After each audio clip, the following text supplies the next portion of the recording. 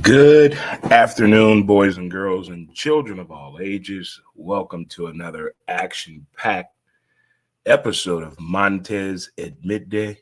And I'm your host, Dre Montez. Hope everyone is doing well on this wonderful Throwback Thursday edition of the show.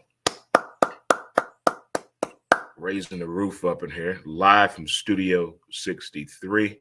Hope everyone is doing well. Got high fives in the building. Chest bump.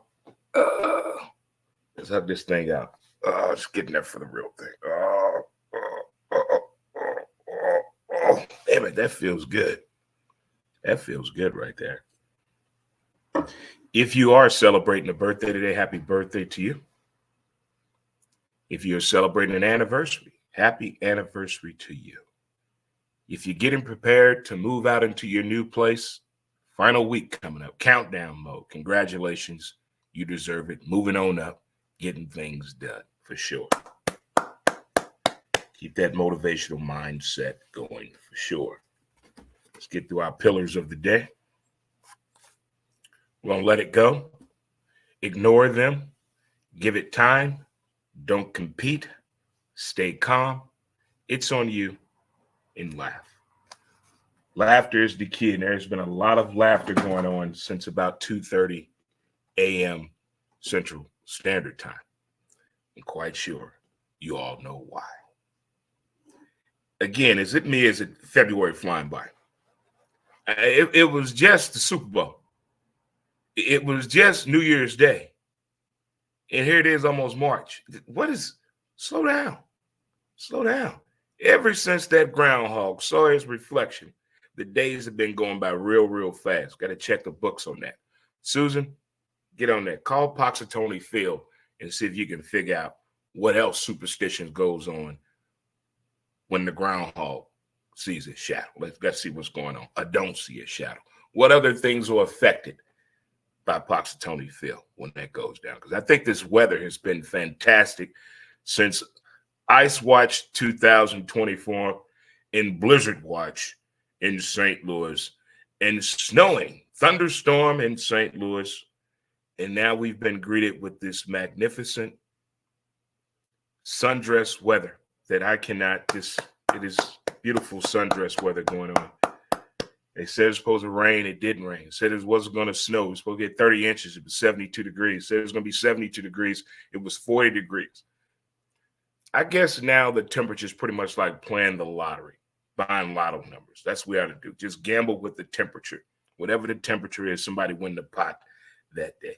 I want to do the local weathermen and their group in meteorologists. Do they gamble on who's going to be right? I wonder, is that a thing? Because there's all forms of gambling out there, as we all know about. But there are all kind of ways to have fun in the sporting year for sure. Lots of ways. And you can go have some fun with that right across that bridge over there. Right across that bridge over there at FanDuel. Get some of that action, boss. Simulated horse racing as well as the games, whether it's college basketball, women or men's, hockey, NBA, you name it. Got baseball on the way. You name it. Check out FanDuel over in Collinsville, Illinois, for sure. And it's almost horse racing time at the track. I cannot wait. I'm getting excited already. Things normally get me excited, but when you hear the complete story, it kind of shifts on you. When you're fond of someone or you admire someone or you get the way they do certain things, and when there's a story comes out, you want to investigate it before you speak on it a little bit more. And then feel the battle. We all say things that we regret saying, like immediately falling in argument with a loved one or your partner. Those first 24 to 72 hours are crucial. You're going to say some fucked up shit. You're going to do some fucked up shit to each other, either to yourself. But then there's a calming down period. There's regret. There's remorse. And there's hopefully a conversation that goes on to reflect upon the mistakes that were made that ensued in this argument. And that brings to mind our first topic of discussion today, Rick Pitino, men's college basketball coach at St. John. Now, I've been a Patino fan since the days of Providence. I became a fan of his then. From a simple article in Sports Illustrated, I became a fan of Rick Pitino. And I said, I'm going to follow this guy wherever he goes, coach at. I'm one of those guys. If there's something that you do that I can spot or feel some type of connection, I'm going to follow you. I'm going to follow you. So I followed Rick Pitino. He went from Providence to Kentucky, from Kentucky to the NBA, coming back to college basketball, going to Iona, going to Louisville, and now with St. John's. And everything that has happened with Pitino off the court has brought a lot of scrutiny along the way. But last week, St. John's lost the game after leading really big again. They can't hold the lead. And coaches sometimes say things they feel is regrettable in front of the media or behind closed doors. Coaches have said to go too far. It happens. If you've played sports, you've had a coach that went too far with their words, not physical harm, with their words. We're not talking about Latrell Sprewell and PJ Carlissimo type thing. But Rick Pitino got a little upset, got a little heated, which everybody does. When you're a coach and you've worked on things and you see in gameplay it's not happening, and as a coach, you know we've worked on this. We've talked about this 1,000 times, and it's not being handled in gameplay. That could be a scenario. It's just all kind of things that goes on in the heat of the moment, and I think Pitino in the heat of the moment went a little bit too far in showing his disgust with his team play. Not only saying this is the most embarrassing coaching, this is the least amount of fun he has had coaching a men's basketball team since he's been coaching basketball. But then he decided to point out the players by name individually. That's in this day and age, no. 15, 20 years ago, 25 years ago, common. Take it. You soft. You can't take that. It's your coach. He's attacking you. He's hoping to bring out the other side of you, to bring that beast out of you, making you dig deep, making you find something in you you didn't know you had. I'm going to figure out a way to bring it out. That was a common thing back then. Now that's not the way to go about things. So luckily, of course, it's all men that have a supporting partner at home. I say the word supporting partner at home because a lot of people don't have the support at home when they have a difficult workday. But luckily, his wife, his partner, pointed out, hey, honey, I get you upset, but are you sure that was the way to go about it, to chastise them that way in the manner that you did, by name and through the media? Again, what did I say when I started this discussion? When arguments happen, dumb shit is said between 12 and 48 hours later. Dumb shit gets said in that little window. Pitino said it right away, pointed out by his wife that he made a mistake, apologized to the team in front of the media as he should have done. But again, this would have been okay 20 years ago. This would have been just fine 20 years ago. We'd have called it normal coaching behavior. That's what coaches do. We thought that was the way for a long time. To yell at a player is the best way to get the best out of a player. For some reason, you think about that now, that's the dumbest shit ever. You're going to yell at me to make me play better. You're going to yell at someone to get the best out of them. Okay. And I can't believe for decades, we kept this method of madness going on. I'm not saying you're supposed to be, guys, well, this is what we need to do this time. I'm not saying that at all. But it becomes frustrating when you've worked on something, because in practice, you work on the weakness of things you can't do. You work on the defensive matchup that you're about to approach, or the offensive side of things. That's what you work on in practice, as getting prepared for the matchup. Typically, that's what people work on in practice. Now, maybe something was awry in practice at St. John's. I'm not taking either side, but when you standing back and you hear it, it's like watching an 80s or a 90s television cop show. You thought that shit was cool at that time because we were in that moment. Watch one of those shows today. I dare you to watch the first 3 seasons of NYPD Blue. You're going to be afraid to leave your house. The way they will walk the streets in New York and just get attacked for no fucking reason. That's crazy. But to actually think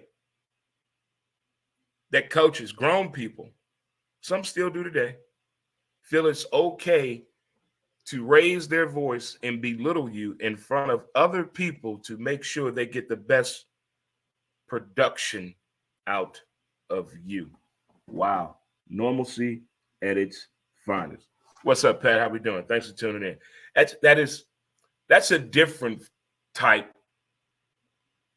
of a thought process. But when I saw the Rick Pitino situation, as a fan of his, big fan of his, the Louisville situation, that's a 12-part, 15-minute each episode type thing when it comes to that Louisville situation when Coach Pitino was there.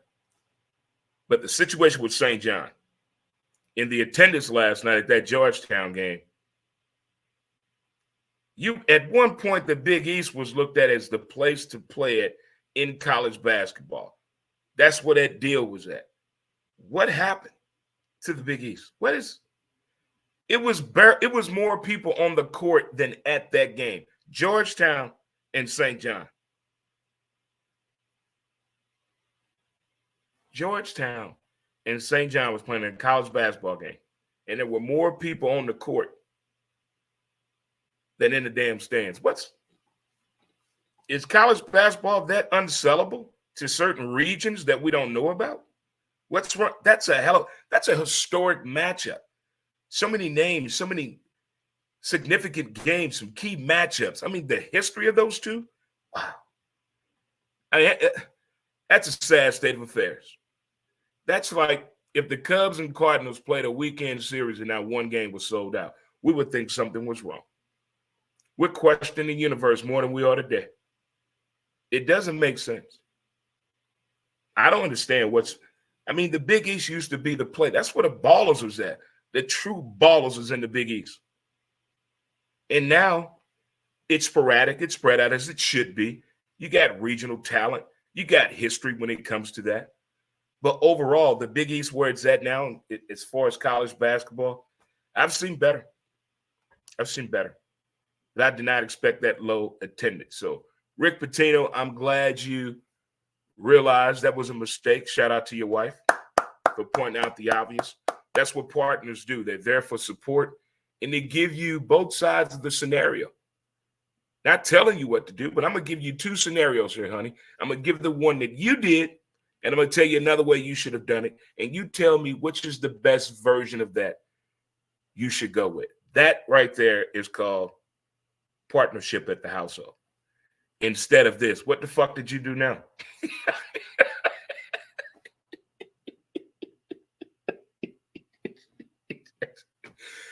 Honey, can we talk? I had a bad day at work. What the fuck did you do today at work? Hey, I just said I want to talk. I just want to talk. I want to talk. But what did you do? Now it starts into an argument. But hey, there you are for sure. Moving right along, it is Throwback Thursday edition of Montez at midday. I'm your boy Dre Montez, and I hope everyone is doing well. Thanks for tuning in, good people, good folk. How's everyone doing? How's everyone doing? The counselor is in the building, ladies and gentlemen. The counselor is in the building. Get me a gavel. Hear ye, hear Dre, as we all in the building. One of my favorite events ever to attend. I got the RV bug when I worked at the radio station in Charlotte, North Carolina. Shout out to WFNZ 610 AM Sports Radio, Infinity Broadcasting. We had a station RV that was wrapped. We went to all these sporting events from college football. Shout out to Mark Packer, the Southern Fried Football Tour, all kind of shit. And I got the RV bug right there. It started right there. And then living in Carolina, home of NASCAR, RVs everywhere. I mean, it's like tumbleweave when bad weave all over the place in the Midwest. It's like that. RVs are everywhere. Everybody got a fucking RV. Everybody has an RV. Even when I was playing competitive softball, I wanted us to get a team RV so bad. Not rent one, have a team RV. Wrap it in all the sponsors, have a driver, pull a damn barbecue grill, and pull a golf cart. That is happiness. Most people used to think a double wide trailer, a IROC Camaro, and a pickup truck was heaven. No. Give me a dang RV. Pull me a grill. Give me a golf cart. Pretty feet. With a driver's license. Hit the road every weekend. That's heaven. Living in an RV. I say goodbye to apartments, homes, condos, big living. I want an RV. And going on this weekend is the St. Louis RV show. It's so much happiness walking around at your own time, taking your time, looking at RVs. I thought looking at televisions in Best Buy and any electronics store was the shit. No, walking around, looking at RVs is just the simplicity of adulthood. I don't need any music. I may need a beer and a hot dog and some popcorn, but I'm getting my walk in. I got to figure out a way to get down there this weekend. I got to get to the RV show because I did not put that into the budget. I totally forgot, but I got to figure out a way to get down to the St. Louis RV show. Because they got good camping info as well. Yes. Going to do more camping this year. More camping. More traveling this year. But the RV, I had a neighbor that moved, had an RV, and one day I couldn't take it. I had to knock on the door. 6-foot black guy with the fro. I got to make sure I knock on his door. Plenty of sunlight and daylight. So there's no mistaken identity. Knock on the door, tell him who I are, and I point it. Is that your vehicle? He says, yes. I tell him what I do, and my interest is to do a show from his RV.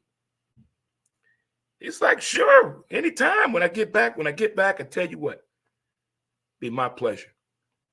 Well, he went out of town, and I guess something happened, and he couldn't park his RV back over here, so he rented out a G-Raj in El Segundo, Missouri, some damn where, or El Segundo, Illinois, somewhere far fucking away. So that crushed the RV dreams, but it's back on this weekend. St. Louis RV show, man. When I went on the family reunion trip this past summer, the old man and I were in the front seat having that deep-wooded father and son conversation, and we keep saying these RVs, and I'm like, we got to get an RV pop. He's like, I don't like those things. Like, what? Crushed me right there. But on the way home, we talking about RVs again. He said, well, I kind of see your point. I kind of like those things. Father, let's get an RV. It's going to take some time. But if my nephew was a little older, I could probably push him into going that way of getting a family RV right there for sure. But the St. Louis RV show is going on this weekend. From time to time, I don't know if it's the barbershop. I don't know if it's X, Twitter, streaming sports shows on YouTube, but it's always a conversation about who is this, who is that, who do you got, who do you have? And it goes back and forth. I'm talking way beyond the GOAT conversation, whether it involves Thomas Patrick Jefferson Brady, Michael Jeffrey Jordan, LeBron James, whoever it may be when it comes to the greatest, the GOAT, the best to ever do it. Here's one thing I would like to know. I lived in Charlotte, North Carolina for a bit, but I went down to Atlanta quite often. Quite a bit I went to Atlanta. And I happened to be in Atlanta in and around that time. Deion was there, and the time that Michael Vick was there. They had a commercial called the Michael Vick Experience. It was one of the baddest ass commercials ever, I think it was, to make you feel at home like you are fucking Michael Vick. It made you feel that way if you remember that commercial. But here's my question. I'm going to call it the ATL experience. For folks that live there, or have lived there, or got a baby mama down there, a baby daddy that have been to Atlanta, you know what I'm talking about. Who ran ATL, you think? Who was more popular for the Falcons? Deion Primetime Sanders or Michael Vick? Think about it now. Think about it. Think about that. I was down there by that time, and it was definitely a transition. It was definitely a transition. It made people look at Atlanta a little bit more than it really made people look at Atlanta. But when Michael Vick was there and when Deion Sanders was there, that was totally two different Atlanta Falcon teams to me. As far as the fan base, oh my God. Oh my God. Oh, even the swag was different. I mean, you had Too Legit to Quit with Primetime. But by the time Michael Vick got there, you had that crunk music out. Atlanta had their own sound. People wearing their jerseys backwards by then. The hip-hop culture was really going crazy. Vick had the braids, really changed the culture of football, especially in the South. I mean, it was insane down there. Insane when Michael Vick was in Atlanta. I'm talking, it was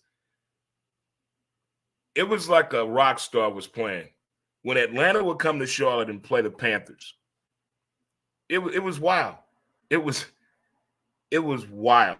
If you ever been to the game, experienced an NFL game with Deion at a game and Michael Vick at a game, whether home or away, you could tell the difference. I think Atlanta was more popular, more wilder, and more crunk when Vick was there than when Prime was there.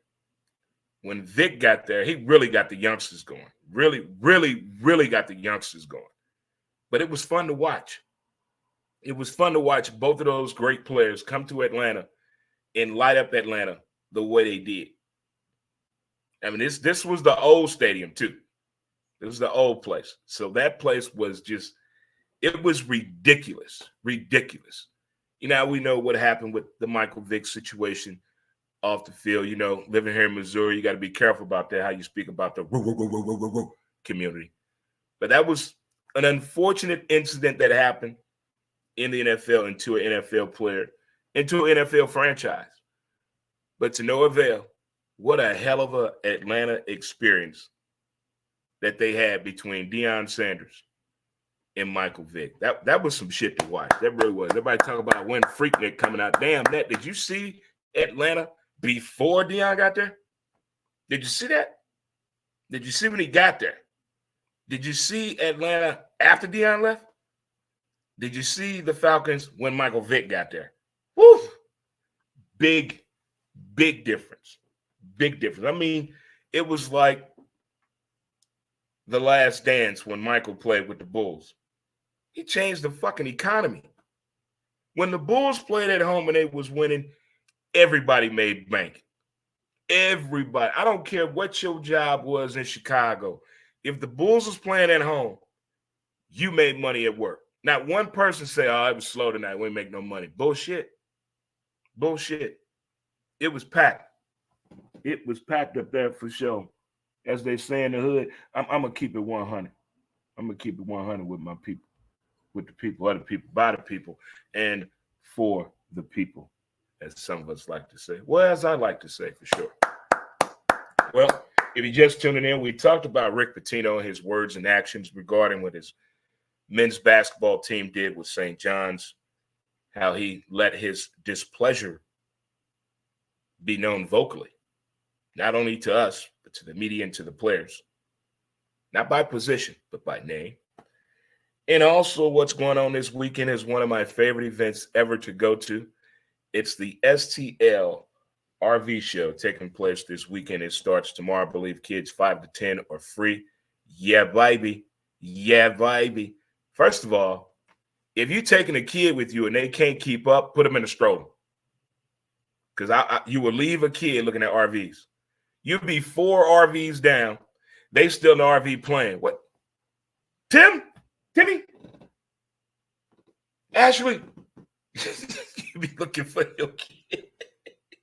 So make sure the kid you're taking with you or the kids you're taking with you know that, hey, stay with me. Don't walk off. Don't go in nothing unless I go in something. You got to have rules on these things or you will lose a kid. And we just got done talking about the ATL experience when Prime was there and when Vic was there. Did you ever go down to the ATL to catch either one of those play at home? It was something special to see for sure. We're going to take a break right here and come back and talk about the freak out that's going on right now. Everybody thinking that it's about to get red dawn around here, no pun intended. I'll take a short break, have a word from my sponsors, just to let you know we're right here. More Montez at Midday. Be right back. Mountain Man as smooth as a river flows.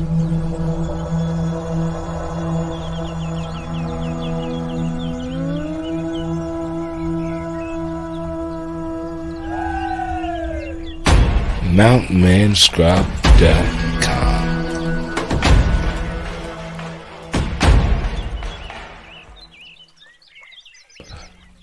Get your scrub on. Get your scrub on, good people, and welcome back to Throwback Thursday. It's Montez at midday, and I'm your boy, Dre Montez. Getting it in there, swinging for the fences, swinging. You ever been so excited? Remember when you were in school and it's February, you're like, I can't wait till school get out for the summer.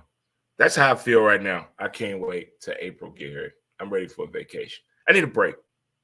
It's time to I want to get away. I'm going to take me a Calgon bath and Drake get away. Just get away. Just get some relaxation and some peace and tranquility. I just want to hear birds and animals getting mauled in a far distance. That's all I want to hear. No clothing, water, and fresh air. Just be with the air. Just be with the air. Oh, it's coming. It's coming, good people. Oh, we're back here. How are you doing, folks? I like when I drift off sometimes. It's okay to drift off. It's okay. It's okay to get lost playing your video game for like 4 hours. All you ever say, I'm going to get one game in. Next thing you know, it's 6 o'clock in the evening. What happened? Did I eat? Did I go to the bathroom? Did I smoke anything? You're questioning yourself. That's why I start setting an alarm clock now when I play the game. Because I would get lost. I would get lost in the woods somewhere, just drifting far and away. Well, it finally happened. Absolute pandemonium. For the people that do not like the internet, that hate it and despise the internet, if you want a good chuckle or a laugh or some really good conspiracy theory thoughts, go on X, go on Twitter. Because today is February 22nd. And I do believe they told us in December that today the cell phones were going to get hit. And the freak out has begun. Oh my God, I can't use my cell phone. Who am I going to call? Who's going to be able to call me? 82% of you don't use your phone, your damn cell phone to talk to people. You text, you video call. You don't call nobody on the phone. When the last, I can name 20 people that do not use their phone to call people at all.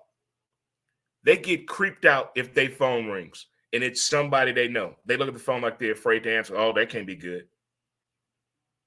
That can't be good.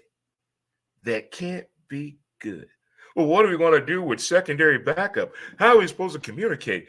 Should we learn how to make pigeons fly messages? What should we do? I don't know. Removable printable type. Maybe we should get into that again. Oh my God, the narrative today. The world's gone mad. Oh, it's like 1980s again. Oh, the days of yesteryear. Oh, when boys used to wear cutoff jean shorts with a split in the side and a tank top, and nobody said a word.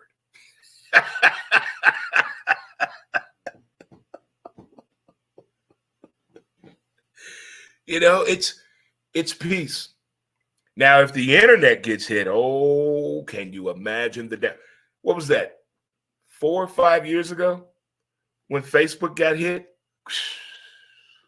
You really want to make us mad? The year that PlayStation Network got hit, oh my God. Oh. Time out. Those are fighting words. When they knocked down the PlayStation Network, we needed emergency therapy that day. People were calling each other, going by people's houses unannounced, leaving the car running with the kids in there and the door open. Dog, your PlayStation down? Hey, Michelle, your son home? See if his PlayStation working. I don't know how to turn that thing on. Let me go in there and check. Let me go into my son's room. I didn't know if the PlayStation working. But the cell phones. But you can still Wi-Fi or Wi-Fi, depending on what country you're from. But people are freaking out. They've made a lot of movies about this since the days of our parents were kids, about the end of time. The Martians are coming. We're being invaded. They're going to wipe out everything. Are you prepared? I have 2 cans of Spam, plenty of underwear, no socks, and a bunch of weed and 1 lighter. That should last, a week and a half? We're fucked. That's why I want some land. Just live off the land. Just whatever I need in that backyard. And whatever I need is right there in that backyard. See, that right there is what they call essential living. You think maybe, what if they're upgrading the network? Have we ever thought about that they're upgrading the network as a whole? I'm probably the only person that has said that with a straight face. Everybody else is probably laughing if they tried to say that in a serious meeting. Guys, calm down. We're just upgrading the system right now. Okay, everything's going to be A-okay. But why haven't we heard from anybody from AT&T, the higher ups? That's a good question. When something goes wrong, we never hear from the people that we think we need to hear from. We never do. They never say a word until after the fact. Well, we figured out, we replaced some cables and we were doing something with our satellite system, and we had a mishap, and we didn't want to alarm everyone because we were dealing with the satellite in outer space, and that triggers out there in the internet bot world that possibly there's something more to that. So we decided just to shut the whole system down and do a complete upgrade. See, that's what they're going to say. That's what they're going to say. But I remember in December, I remember in December, they told us February 22nd. Is that today's date? I don't know. At some point, I just forget about dates. Just tell me the day of the week. I operate better that way. Don't say, Wednesday the 17th. What? 17th of what? Now, if you just say next Wednesday, got you. On my mama. I keep it 100. Already. On God. Already. Look at God. But for the ones not freaking out and laughing because people are freaking out, congratulations. You want to have some really good fun. Don't tell your preteen that you share the phone with what's going on. Well, fuck, they probably told you. They probably woke you up at 2:33 this morning. Mom, my phone is down. What am I going to do? I can't talk to Joey. I can't talk to Christina. What am I going to do? Oh, the days of having a preteen. Throwback Thursday, it never reminds us how the times of yesteryear, no matter how difficult in the moment we thought they were, we look back on them now as comical learning experiences. Just think about it. Think how many times you went to somebody's house and you didn't know the power was out. You had no idea their power was out because that's not why we're in the house. We're in the house to play Monopoly, and we playing Monopoly. You don't need no light or no electricity to play no Monopoly in the daytime. We had no idea these people power was out. We were kids. When you kids, we don't care what kind of furniture you have, what model your TV is, what design of clothes your parents have, none of that matters. What the toy room at? What we going to play at? Can we go outside? Ask your brother, can we use his basketball? Is your mom using those tennis balls? Because we want to play corkball. Can we go across the street? That's all kids want to know. Talk to a kid today. The smart fuckers know everything. They want too much. How a 6-year-old know what the make and model of a car? The fuck? You're 6. You should be talking about Hot Wheels.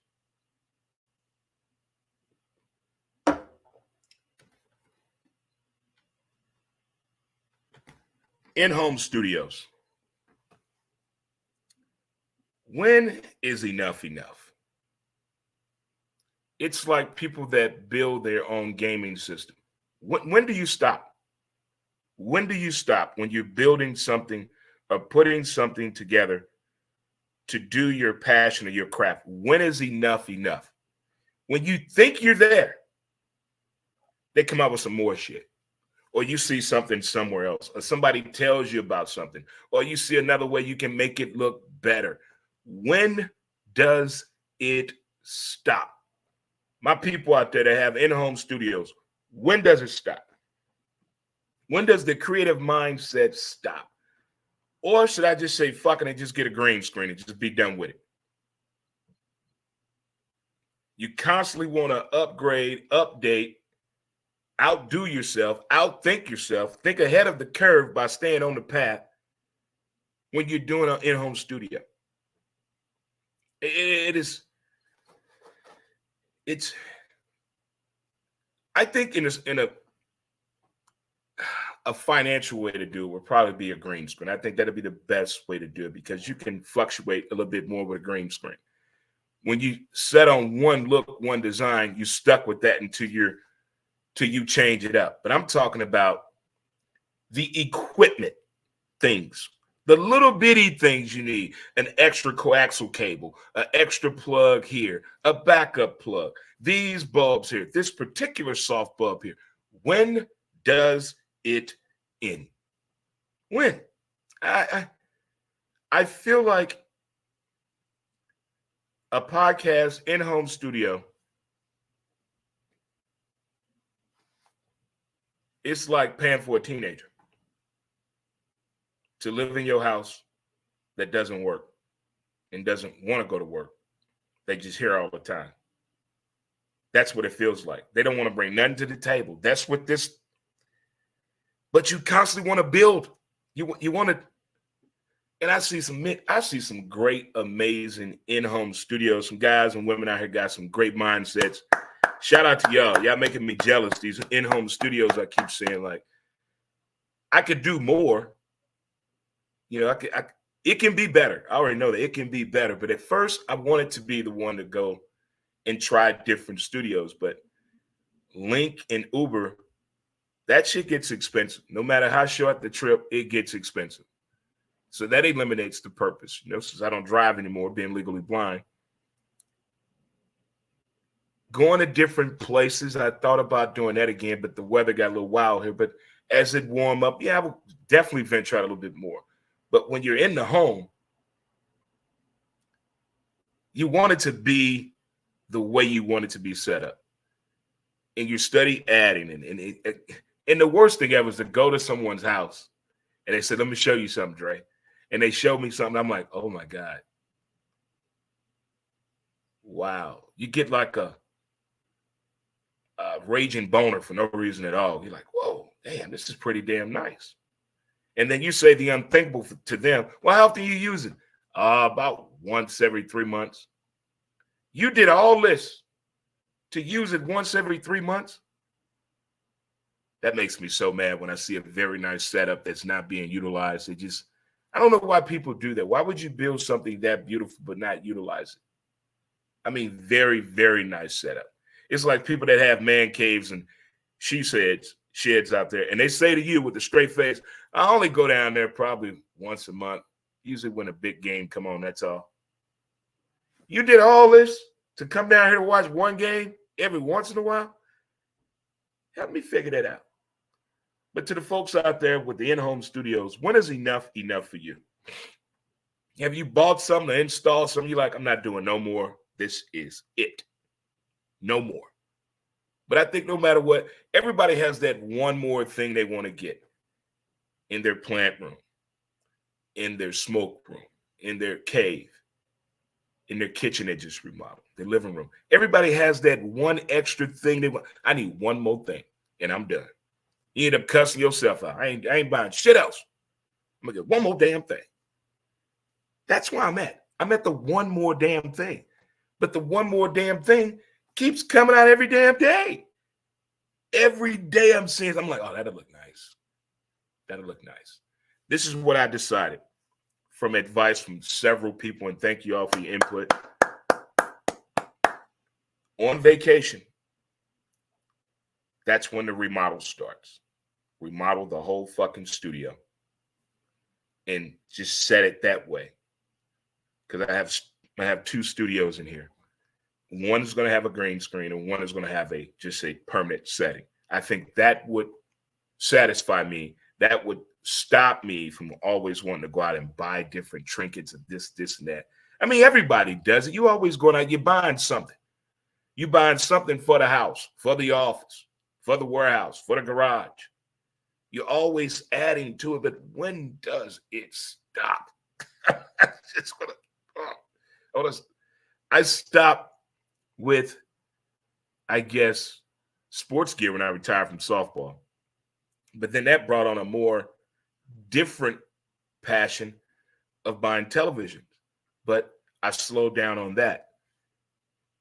The video game play stopped damn slow because games are $100 now. And we got to make damn sure we like that game. Okay. But when it comes to the passionate stuff that we really, really are into, or the things that pay the bills, or the things you're trying to get to pay the bills, not a hobby, but your passion. When you're putting money into that, it's a different type of a feeling. It really is. Sometimes you got to hit your hand. Sometimes you got to grab your chin and rub it and think back. You got to close your eyes when you see something that maybe could fit.